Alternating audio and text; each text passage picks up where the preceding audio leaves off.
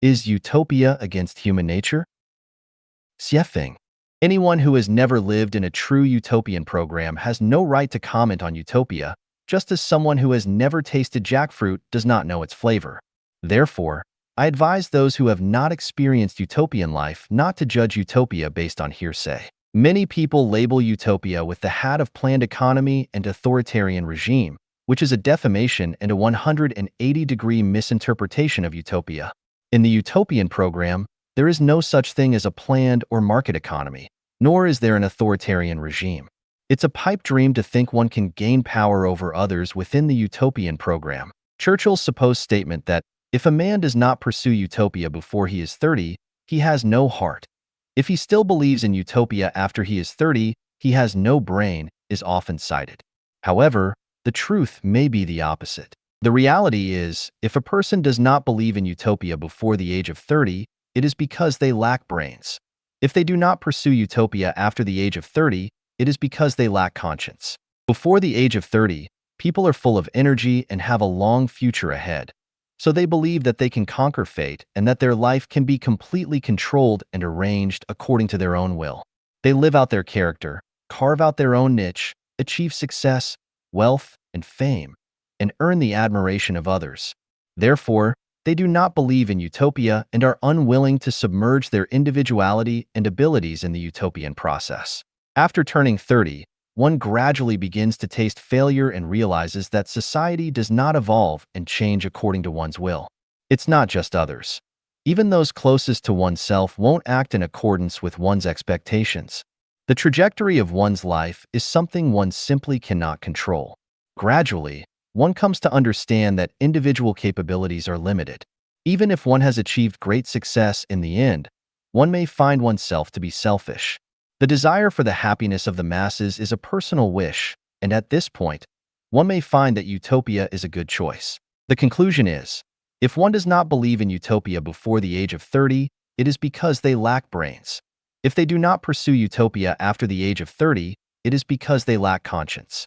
The most notorious critic of utopia is Hayek, who predicted in The Road to Serfdom that utopia can never be realized, planned economies trample on private property, ignore basic human nature, and will only lead to scarcity, chaos, and enslavement, ultimately self-destructing. This assertion is nonsense. Planned economies have nothing to do with utopia, and to say that utopia can never be realized is to ignore the facts. Not to mention that Life Chanuan's second home has existed for 16 years. Even the utopia created by Owen in the United States lasted for 4 years. How can one claim it was not realized? How many years must it exist to be considered realized? Hayek lived for over 90 years. Does that count as having existed in this world? If a person only lives for 4 years, do they count as having existed in this world?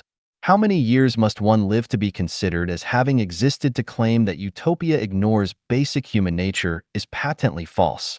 Without even considering the complexity and diversity of human nature, isn't the desire for the opposite sex a fundamental human trait?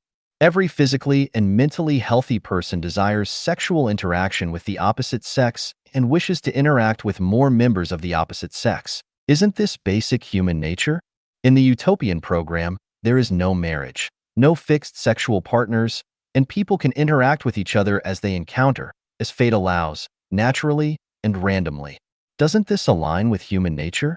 The world and order that Hayek wants to maintain is the one that ignores basic human nature, where a 20-year-old widow is forced to remain chaste for life because of her husband's death and is honored with a chastity arch for not interacting with the opposite sex again.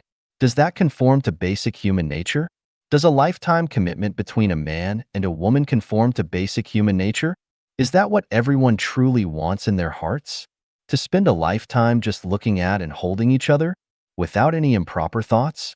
Isn't this the true nature of humanity? Therefore, anyone who says that utopia ignores or is against human nature, you are the one who is actually ignoring human nature, being ugly and hypocritical with false morals. Because you are lying. What you say and what you think are completely different.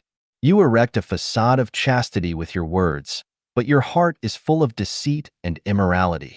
It is undeniable that among humanity, 1 in 10,000 are geniuses who can steer their own lives and destinies. For them, utopia may not be appealing.